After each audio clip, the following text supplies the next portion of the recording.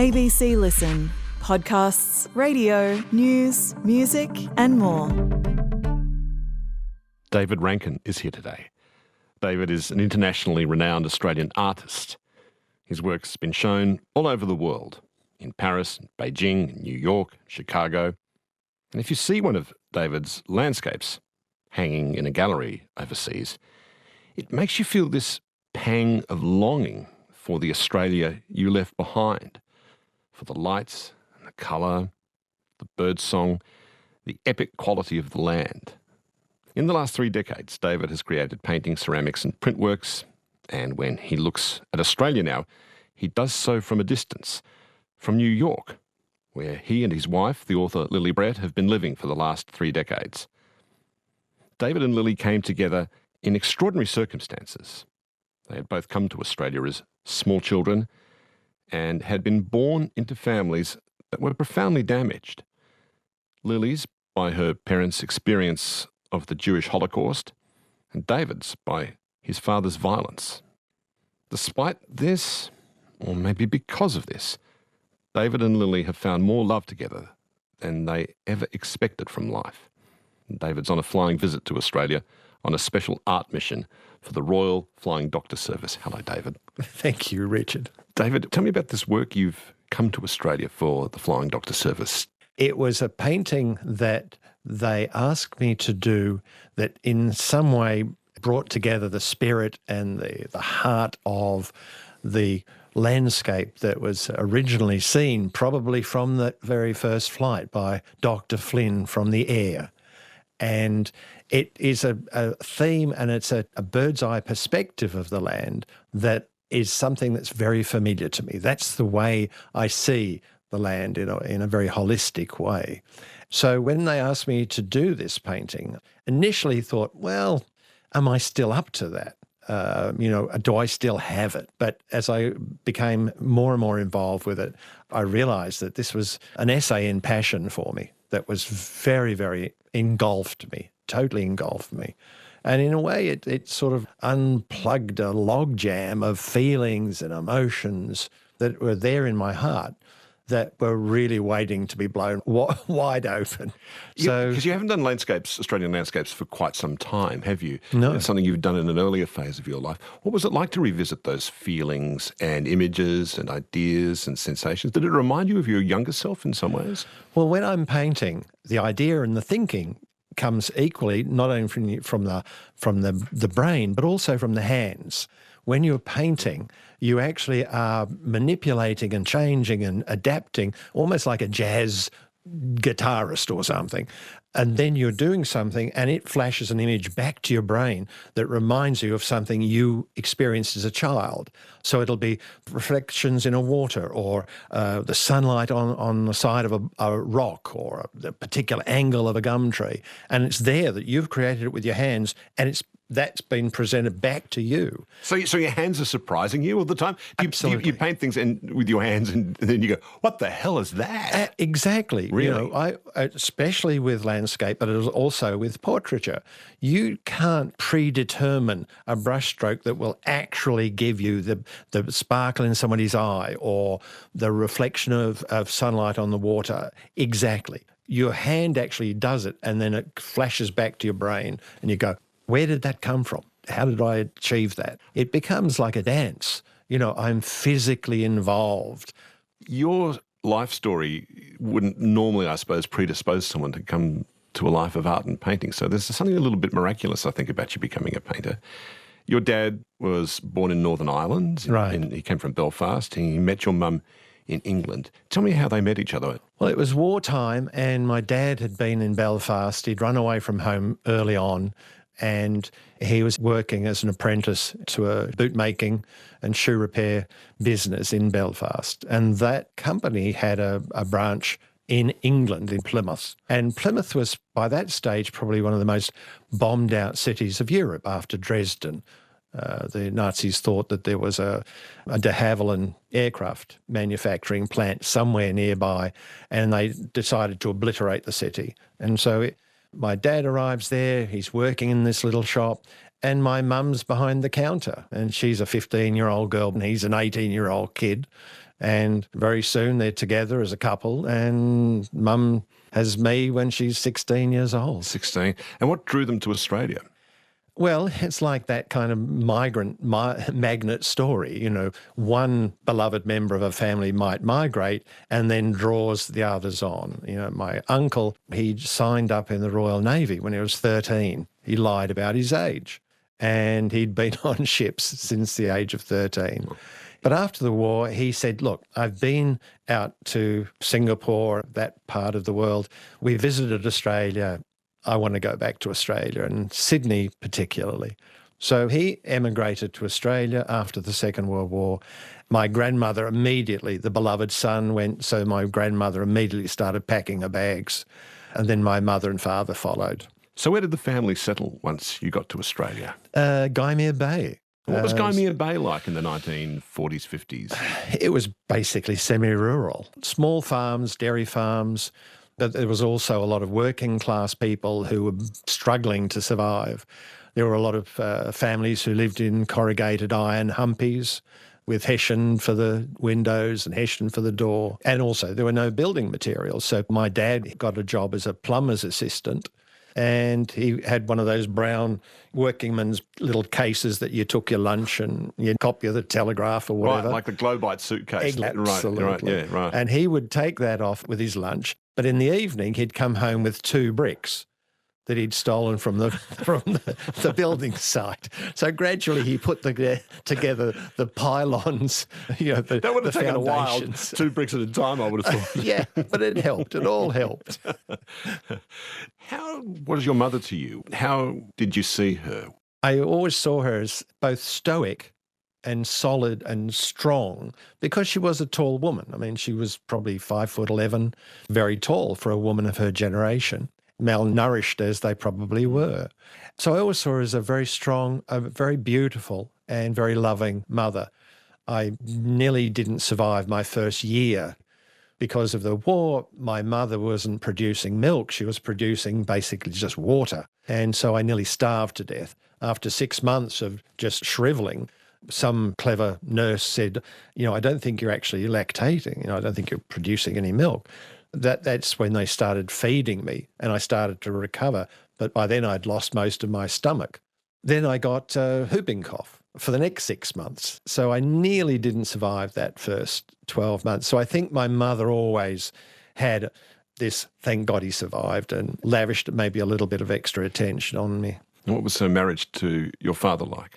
Obviously it had been romantic to a degree. And, I think they always loved each other, but it was complicated because my father was both a charming and an angry man. Being a good Irishman, he could be very charming and very, very funny. But he was not literate, so he was also very angry and frustrated, I think, in life. And I was the oldest son, so I copped a lot of the pressure from that. Was there alcohol associated with the violence? Early on, that was not something I was particularly conscious of. Later on, as I think his disappointments compounded and his frustrations compounded, I think that alcohol became a really serious issue and he became, quite alcoholic. He also passionately a jealous man. So he forbid any salesman from coming to the door.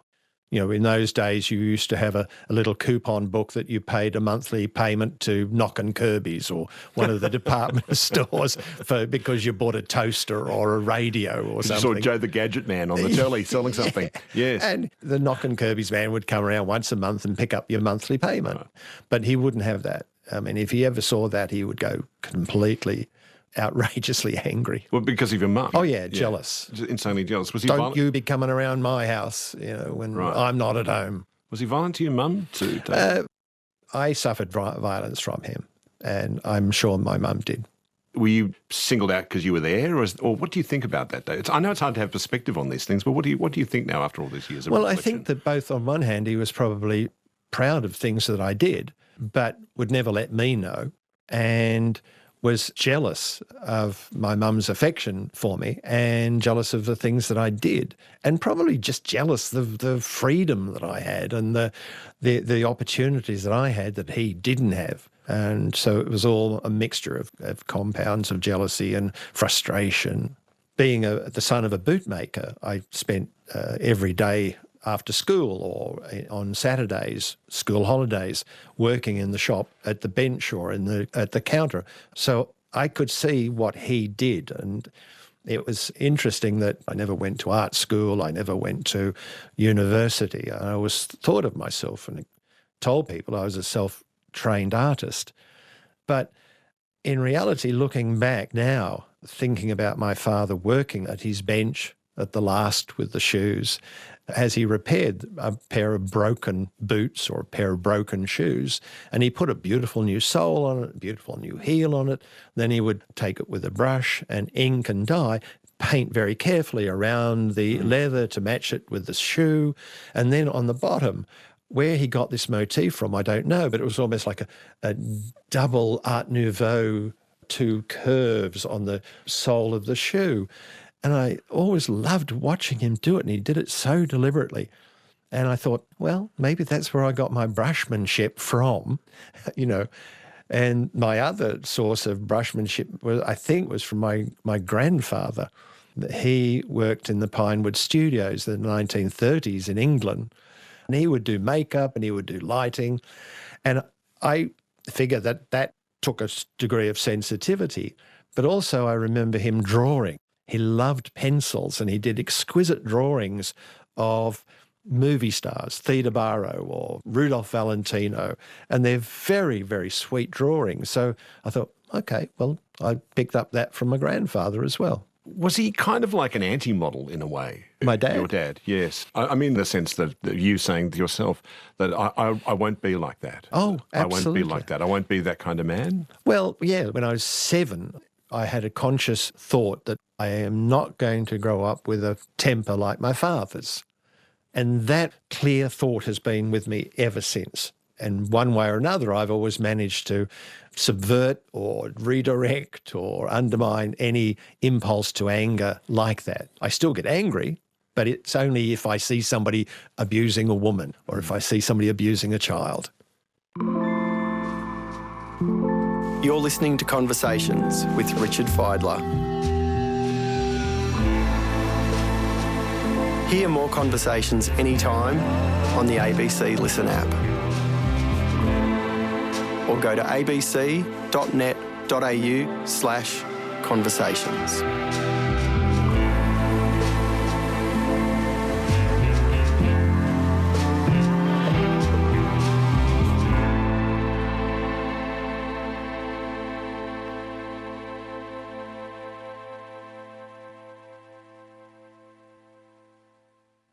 How did you reach the decision to run away when you were 15? Well, I think the sense of me being at home was just too much, that there was just not enough space and not enough oxygen in the house. I had 2 brothers. We shared a bedroom. We were 3 big lumps of blokes. My brother, younger brother Garth, he had found his release by turning to nature. He spent most of his life, apart from school, in the bush, collecting snakes and lizards. And also he had the peacefulness, the meditation, the interest, and the companionship of nature and animals. So that's where he got his balance from. I didn't have that, but I really, really loved books. I really loved dancing. And I just thought, there's a bigger world. I've got to get out there. So where did you go and where did you sleep when you were 15? Well, at that stage, I was also a surf lifesaver down at North Cronulla. First of all, I went there and I slept there a few nights, and it was cold and it was damp, but it was, at least it was quiet and I could think. And at one stage then, my mum obviously was distraught and much more upset than I thought, or I didn't really think through. So my dad was out driving around looking for me, and he went to all my haunts and he spotted me on the street and pulled over and says, your mother would like you to come home. Not we'd like you to come home. Your mother would like you to come home. Yeah. There was a teacher at your school who recognised something in you. Tell me about that teacher, Mr. Fiala, please. Well, I was lucky recently, at a function we were talking about our memories of childhood, and I was saying that one of the things I wanted to do was give a shout out to public school teachers, because they formed me in many respects. And when I was 11, I had a teacher in primary school, Mr. O'Neill, who gave me a book from the library and said, "Rankin, you draw very well. Just look at this book." And so he gave me a book, and it was a book on Leonardo da Vinci. And so thereafter, for 2 years, I drew every male I knew as an elderly Italian Renaissance figure. Oh. So that was one teacher. Another, Mr. Spomberg, came to my house and said to my parents, you should let David go as far as he can. Don't take him out of school too young, because my dad wanted me to leave school as early as possible. So then in high school, I had Mr. Fiala, who was the head of the Czechoslovakian State Theatre in the 1930s. And after the war, emigrated to Australia. And in 2B English class that he gave at Port Hacking High School, he taught us Stanislavski's method acting. You got that in the Shire? I got that in the Shire. Right, in Port Hacking High School. And there we all are. We got dispensed with the English curriculum very quickly, and we're all standing there, not pretending, being you're a tree. Think of yourself as a tree. And so we're sort of reaching for the sun, and this is all. But Mr. Fiala then did wonderful theatre productions. We had a new auditorium, and he put on various productions. One, the existential masterpiece, The Insect Comedy, that my friend Peter Goff starred in. And after one performance of a different production we were in, he came backstage and he was in tears, and he said, "The people from the Elizabethan Theatre Trust are here, and they want to see if you would join them and become a member of the young Elizabethan players, and they would help educate you." And I looked at him and he said, "Look, if you're worried about your family, you run away from home and you can live with me and my wife. We'll help you." And I thought about it, and it was really a complicated thing, because obviously I enjoyed the production and everything, but I didn't actually want to be an actor. I don't know why, but I just clearly knew that the phrase came into my mind, I don't want to repeat other people's words. And I thought, I was like 16 at the time. And it wasn't anything dramatic about it. I just didn't want to do it. So where did you go after you left school then? After I left school, I barely got through high school. I got one of the last scholarships that were issued for a 2-year training teachers college scholarship to Wagga Wagga. Right. And I went off to Wagga Wagga. I enjoyed my 2 years there. I did very little work. I probably caused more problems and trouble than I was worth. And then at the end of that, they gave you a map of the state, and it was divided into 17 sections. And they said, do your list of priorities, where you would like to go in the state when you leave college. And what did you write? And I wrote, Sydney. Second choice, Sydney. Third choice, Sydney. And then in brackets, just so we understand each other, no accounts country. Right. This is asking for trouble, isn't it? Aren't you asking for a slap in the back of the head from someone in the Department of Education if you're doing that? Well, I obviously had a rich fantasy life. Right. I don't know. And where did they send you? Well, January came, and all my friends had their appointments. Oh, Peter, you got Mossman. Oh, so-and-so, you got Thirroul. Oh, wonderful for you. So I thought, I don't have an appointment yet. So I rang up the department and I told them I didn't have an appointment yet. So can I talk to somebody? Have you lost the paperwork? And so he put me through to the officer in charge, and I told him my name and said that I didn't have my appointment yet. And I I swear I heard a small snicker, you know, and he said, I'll be back in a moment. So he went away and came back and he said, I've got your appointment. I said, great. He said, you've got Burke. Outback New South Wales, about as far from Sydney as you can actually get and still remain within the state borders of New South Wales. 500 miles due northwest. Right. So I took that in. I said, they don't want teachers, they want shearers. And he said, no, mate, they want a teacher and you're it. And how did you like it once you got there? Well, I got there.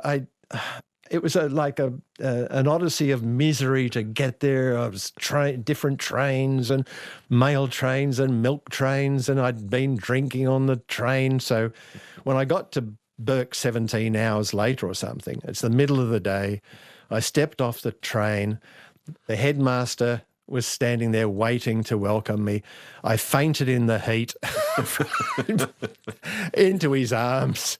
And he thought, oh, God, look what I've been stuck with. So anyway, after being there for 12 months, at that stage, I was the youngest, strongest male on the staff.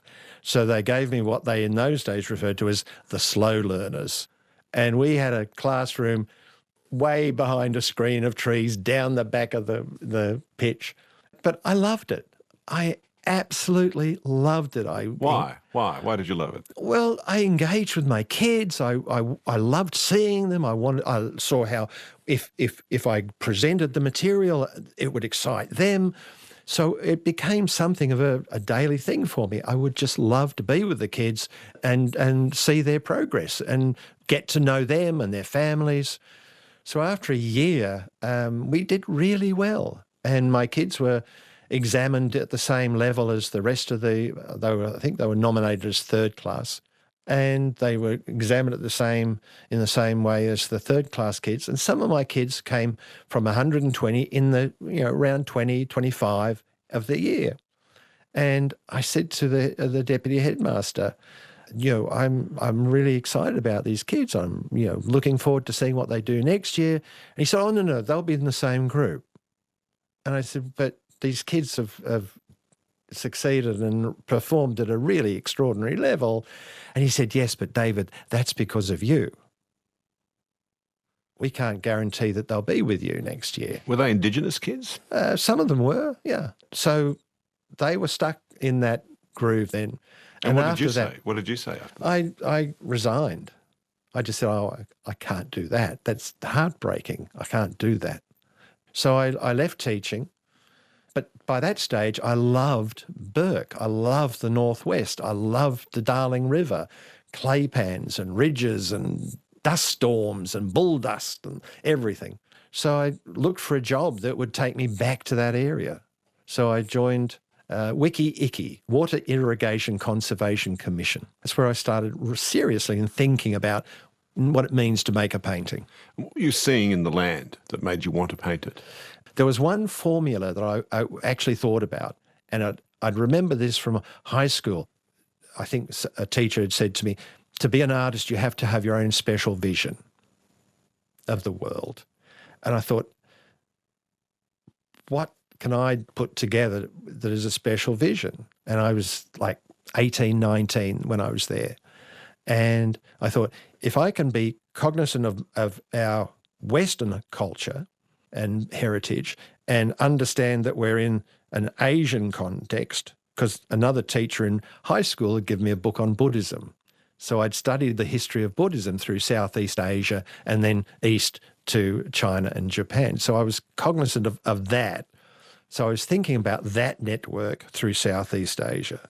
And then if I was respectful and understanding to a degree as much as I could of Aboriginal culture, that formula, that would give me or could give me a unique vision that nobody else in the world could have. I could sit on the banks of the Darling and just contemplate, think, dream. For me, it was a fantastically rich life. I could sit there as Robbie Burns looking at a spider in a web. I could sit there in a clay pan and be looking at the ants and the spinifex and the the calligraphy of all the things around me. And that was just that was anima, that was life, that was fantastically rich. And when it's working for you as an artist, is that as happy as you can be, I wonder? As an artist? Yeah, as a human being, I think. I don't know if it's working for you, feeling surrounded by all these things and capturing them somewhere in your own way. Is that joyful? Well, I've got an exhibition coming up in the States in Maine in July, and that art dealer spent a lot of time with me in my studio and found some paintings from the 1970s and said, could I exhibit these as a starting gate to introduce other decades going forward? With proper retrospective, yes. But this will be the first chapter. And I said, of course you can. You know, they're there and they're available, and I'd love them to be seen. And what it means is that I'm now looking at those paintings from the late 60s and early 70s that are full of the calligraphy of the clay pans, the riverbanks, the ridges. And she asked me to write something about the context of it, so her, art collectors and people in Maine might understand it. So I wrote, and I was thinking about that life then, and thinking about the sense of calligraphy that the spinifex and the dry grass could give me, and then shafts of light that were like awakening or spiritual awareness or satori, or so it fitted in with my Buddhist understandings at that time.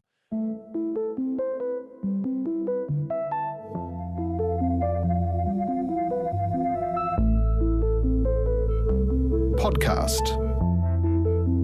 Broadcast. This is Conversations with Richard Feidler.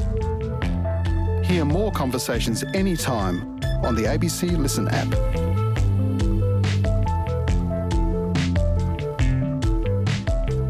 Or go to abc.net.au/conversations.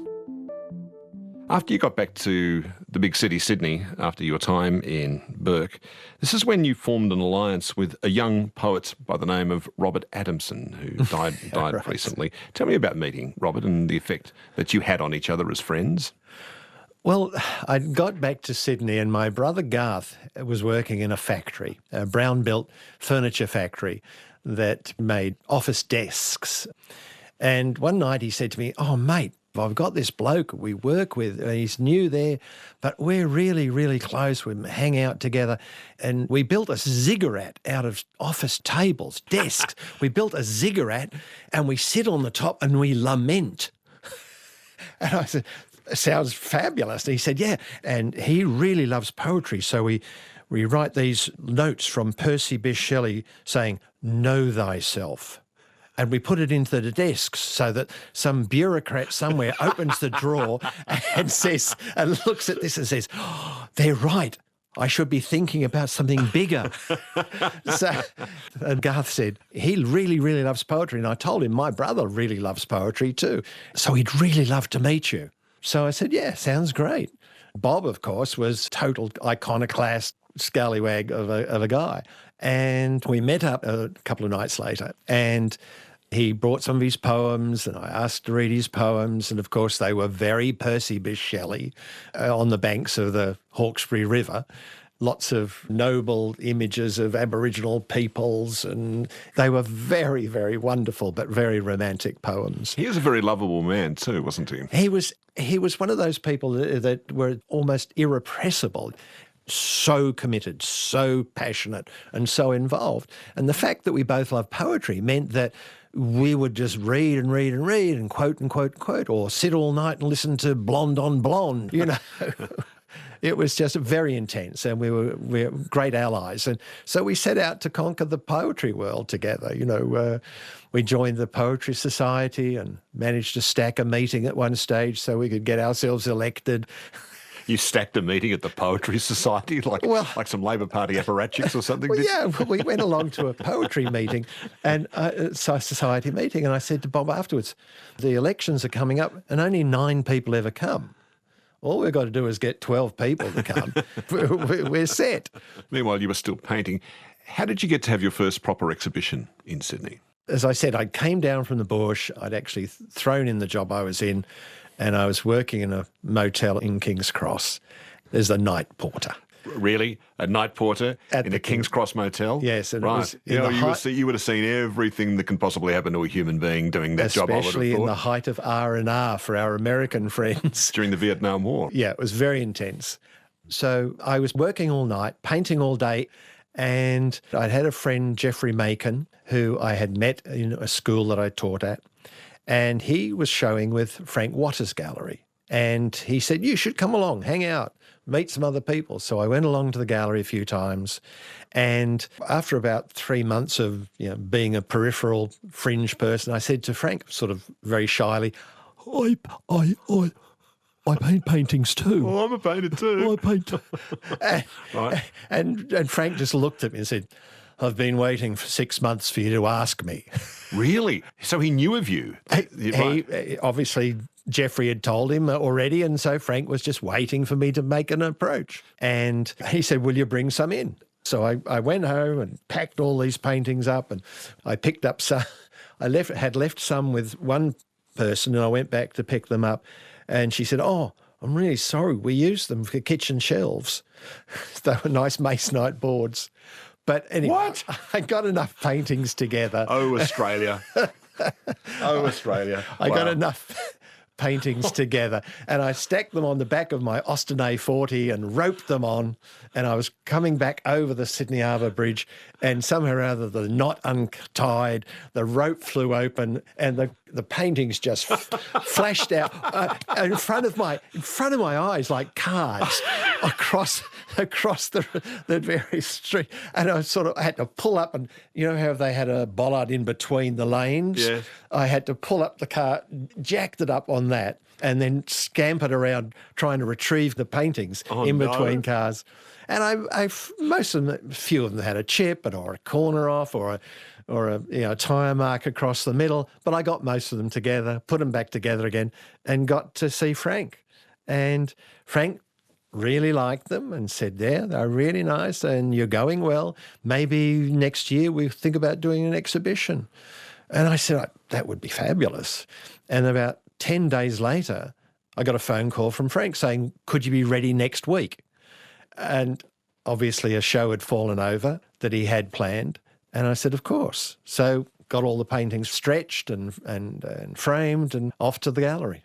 Sometime, I think it was the late 70s, you met Lily Brett, your wife, Lily Right. Brett. You were already married at the time and your wife was very, very unwell. Tell me about the fraught circumstances in which you came to meet Lily for the first time.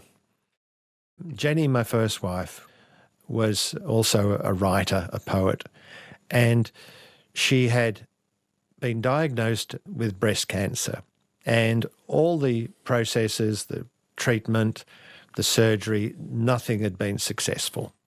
And at that stage, I thought, we've just got to give her the best life possible. So I said to her, would you like to go around the world and say goodbye to everyone? Friends in America, San Francisco, New York, back to England. Ted Hughes was a close friend. So that's what we did. And at that stage, there was only one option for Jenny, and that was to go to Melbourne from Sydney to join a group that was led by Dr. Ainsley Mears, who treated cancer patients with meditation, very deep, very thorough meditation. And he had a level of remission. Some people had recovered. So that was the only option that we could see. So we moved to Melbourne, and I took her each day to his rooms. So that was really the next 6 months. Jenny was having treatment there. And then towards the end of her life, what I do have to say is that Ainsley Mears' treatment was spectacularly successful in terms of pain control. She didn't have a remission, and her tumours kept growing and her physical state deteriorated, but the pain control was amazing. She was literally pain-free up until she died. So towards the end of that period for her, a newspaper had contacted Lily, unbeknownst to me, to ask her if she would do an article about Jenny. and her youth and her poetry and her imminent death. And Lily initially said, no, I can't do that. That's too difficult. That's too difficult. And they said, well, if you don't do it, nobody else will. You're our sensitive journalist. You're our sensitive writer. So Lily did take it on, and I arranged for her to come and to meet with Jenny, who did not want to talk about dying, only wanted to talk about her poetry. So Lily had this difficult brief of writing this story about an appalling situation. But to do it, I didn't stay around to be like the caregiver. I set Jenny up at a table with a chair, unlocked the door so that Lily would be able to let herself in and Jenny would be ready and able to deal with her.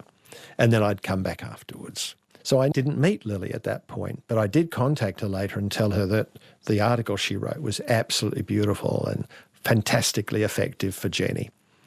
So a little bit later, Lily had noticed that our daughter Jessica was, pale and wan from having a mother in this situation for 2 or 3 years. And she contacted and asked whether she could take Jessica out roller skating with her kids. And by that stage, Jenny was terminally going into hospital for the last time. And when I opened the door to Lily, who was picking Jessica up, I have never taken any drugs in my life, ever. Nothing stronger than a glass of cognac. And I don't even drink anymore. I mean, I gave that up 40 years ago. But when I opened the door and the sight of Lily, it was like this, all of a sudden my head was full of the cosmos and changing lights and colours and stars rearranging themselves. And I could not believe the experience I was having just looking at Lily. And I just looked at her and I thought, I think I was born to be with you. And this was an awkward situation. How many seconds had elapsed since you'd opened the door before that thought came to your head? Possibly 1 and a bit. Like literally, as I opened the door, the experience opened up. This whole cosmos opened up. And was she aware she was having that effect on you? I think she might have thought that I was a bit dippy, like I wasn't answering questions quickly or like I maybe had my mouth open, or I don't know. But it was an overwhelming experience, absolutely overwhelming experience. And what did you do about that? Well, I obviously shelved it because, this is not a time and a place to be talking about things like that. And so I got Jessica, and Jessica went out with Lily, and then I went on to nurse Jenny as she died, and I'd be in the hospital most days until she died. She was in there for 3 weeks. And after Jenny died, and I was thinking about packing up my things and what was my life going to be like, taking Jessica back to Sydney. And then it occurred to me that, actually I'd like to actually see Lily because I thought she could be a good friend. Kidding yourself. My God. So what did you do? Well, I saw Lily a few times as a friend. She would bring around some food for Jessica and for me. To that strange man. Yes. That strange man who starts to gibber a lot when I'm in his presence. He's so monosyllabic. Yeah. Hello. And gradually I realised that I was really falling in love with Lily. And it was very complex because she was married to somebody else. And I had to deal with my overwhelming primal instincts to sort of offer my life and my love and eternity and respect the fact that she was married to somebody else. So how did that situation resolve itself?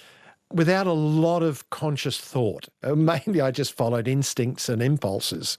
And I said to Lily at one stage, I said, you guys, you've been together a long time. She said, yes, we're happily married. And I said, see, I think you protest too much. The happy was unnecessary. Well, Lily's been on this program several times, Right. and I think her version of events is that, she'd grown up, as you know, as the daughter of Holocaust survivors, and you don't expect too much from life. And Right. I think she said she thought she was happily married. She had kind of a lowered expectation of what Right. love was Right. in her life. So A workable. yeah, it was something she could work with. So so how did she respond when you said, "Oh, I think the lady doth protest too much here"? It was to say it was a stealth campaign it was actually blunt and it was very direct. She said one day to me in conversation, "Well, I've got to go out tonight because I'm interviewing a couple for a story I'm working on," and I thought, there was an instinct in me that thought, right, I'll go to her house tonight before she gets home, and when she gets home, I'll be there. Now, the logic of that still escapes me. Mad. Why I thought that was a good plan. But I got there, I went there, her husband was there. I said, "Oh, I'm a friend of Lily's, I'm just calling around to say hello." He said, "Oh, well, come on in, have a cup of tea."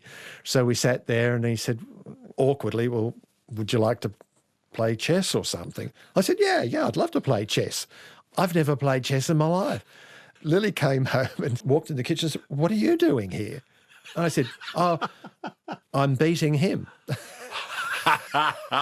without too much subtlety at all. So then I started getting more and more overt with Lily. And I said, "Listen, you really should be with me. I was born to be with you. You were born to be with me." I said, "I know that you love and respect your husband, but, you are meant to be with me." I said, "You and I will fly together." She said, "Well, I don't know that that's a good idea." I said, "Listen, if you don't capitulate, if you don't give up, I'll buy a caravan, I'll park it on the street outside your house, and I'll live there until you give up." And I think she thought, he will do it. He's that crazy. You're still deeply in love. Yes. How many years ago was that? Oh, goodness, that was 44 years ago. 44 years ago. Yeah. So you got married, made the decision to move to New York in 1989. Mm-hmm. What did that do for you as an artist moving to New York? It meant that I could assert something in my work that meant that I could make mistakes. I could fail, I could experiment, and there was no expectation of what a collector coming to the studio wanted or a dealer coming to the studio who knew what I did in my last show and wants 3 more. It meant that I could experiment. Right. I said to Lily, we need to be able to make mistakes. We're too young to be solidified in our careers and well known for what we do. We're not even 40 yet.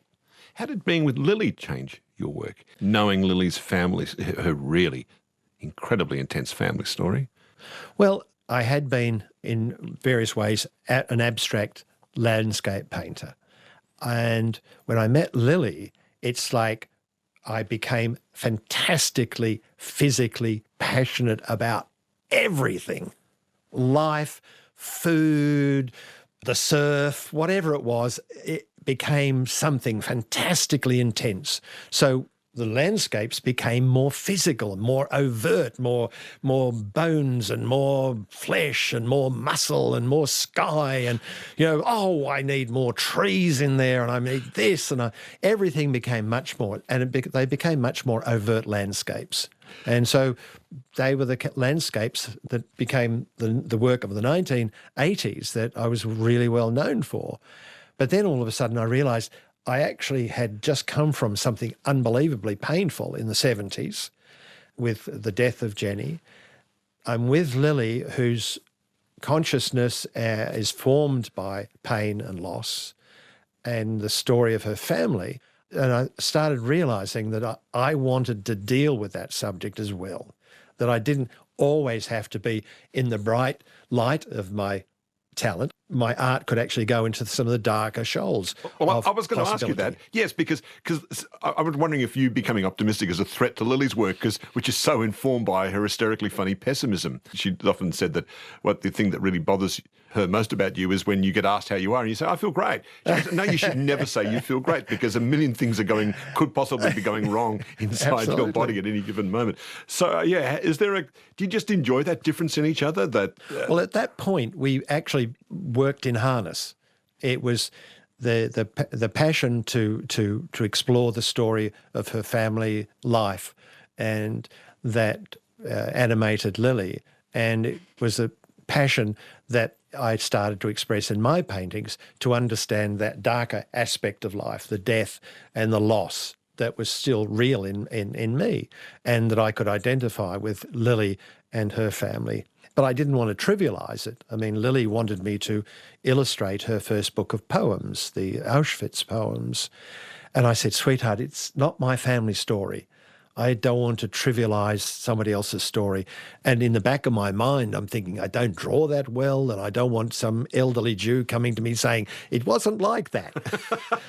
So I'm thinking, maybe and I said, but I've got friends. I'll give the manuscript to Yossel Bergner, a great Australian artist who knew that story. And he was in Tel Aviv at that stage. And I asked Yossel, I said, will you look at this? And he said, yeah, of course. So I sent him the manuscript. I rang him up and said, did you like it? He said, like it. What's to like? He said, I love it. I said, so you'll illustrate it? He said, what are you doing? Trying to kill me? I can't possibly do that. So that went back to Lily, and I said, no, Yossel won't do it. Bert Tucker didn't want to do it. I loved the book, but didn't want to do it. And she said, well, I really want you to do it. So then it was a responsibility after that. After that, then that was my responsibility. So we would be sitting in bed at night. Lily would be working on her poems. I'd be working on the drawings. And so that became our joint odyssey for the next couple of years. Nearly 8 years on into New York, there was a terrible fire in your loft in Soho, in New York City. What happened? Well, we were going to Mexico for 3 months, and we wanted to locate ourselves there and become more deeply embroiled in the culture and the people. And so we were going to be away for 3 months. So we said, we'll let the loft for 3 months while we're away. And we let it to a group who, unfortunately, we didn't realise were looking at it as a dormitory.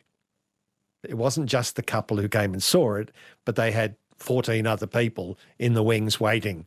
And so when we had gone, they all moved in, and there were lots of cables and power strips, and there was a faulty power strip. And while Lily and I were in Mexico, and our friend rang and said, David, you better sit down. I've got some bad news. So he said, your loft's been burnt out. And it had been a faulty power strip that had caused the fire. And when we got back, we didn't go directly to the loft. We thought we'd got to prepare ourselves. So we stayed in a local hotel the night, and then the next morning we got up, and I'm starting to shake now even thinking about it. Got up, went up the street and went into the loft, and it was absolutely drenched with water, of course, all the windows blown out, paintings everywhere. Sadly, manuscripts of Lily's got burnt and lost, but hundreds of artworks were lost, but also family photographs, possessions, family goods that were really precious to us. So that was absolutely traumatic. Not as traumatic as dealing with the insurance company after that, but it was traumatic. So now you live in the Lower East Side. And you love living in the Lower East Side. Absolutely. What do you love about that part of New York?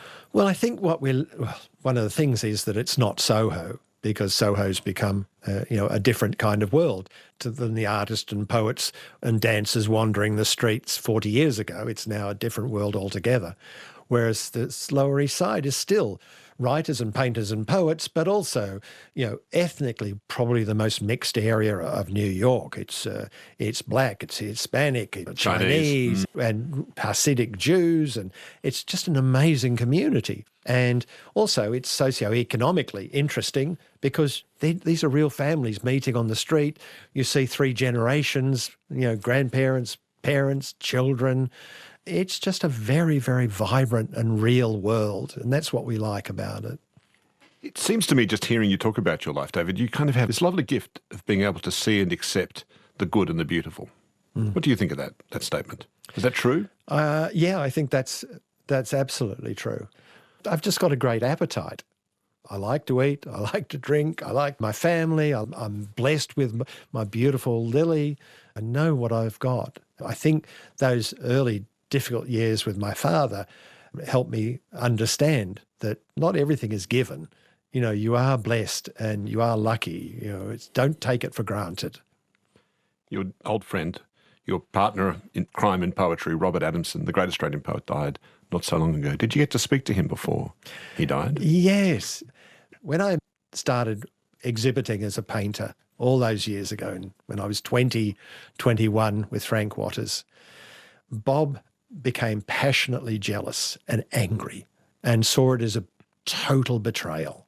What, you leaving poetry behind? Absolutely. Right. You know, he saw paintings as like handbags or chattels or something that was totally... Some impure artefact of the world, right. And so it took years for Bob and I to repair the friendship, but we did repair the friendship and we became closer towards the end. And when I knew that he was ill and Juno had been in touch a few times and I said, look, I think it's time for me to say goodbye to Bob, and because it was clearly coming time. And I said, I'll ring you 12 o'clock your time tomorrow. And she said, that would be great. We'll be fine. 12 o'clock, midday, that's great. So I rang at 12 o'clock and didn't pick up. And finally it picked up and there was a smattering and slashing and crashing. And she's obviously still asleep and it's beside the bed. She picks it up and I'm looking at her face in FaceTime as she's still asleep. And I said, I'm ringing for the call with Bob. She said, oh, right, he's just here. And she passed it and just held it above Bob's head as he was in bed. And he woke up and started talking. But Juno, all I can see is his scalp. So I spoke to Bob's scalp for the next 30 minutes. And we had a lovely farewell and chat. And I said, Bob, you know, we didn't do too badly. You know, we were two bits of rubbish that were blowing in the wind and we seemed to stick after a while. So we did okay. And I said, you know, you've had your life. You've toured the world. You've lectured at the Sorbonne and read in New York and Chicago. You've done well, my friend. Things have worked out okay for you too, David, in the best possible way. It's been such a pleasure speaking with you. Thank you so much, David. Thank you, Richard. This is Conversations with Richard Fidler.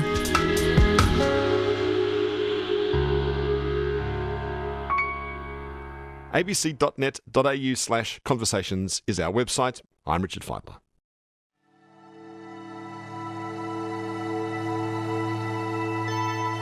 You've been listening to a podcast of Conversations with Richard Fidler. For more Conversations interviews, please go to the website abc.net.au/conversations.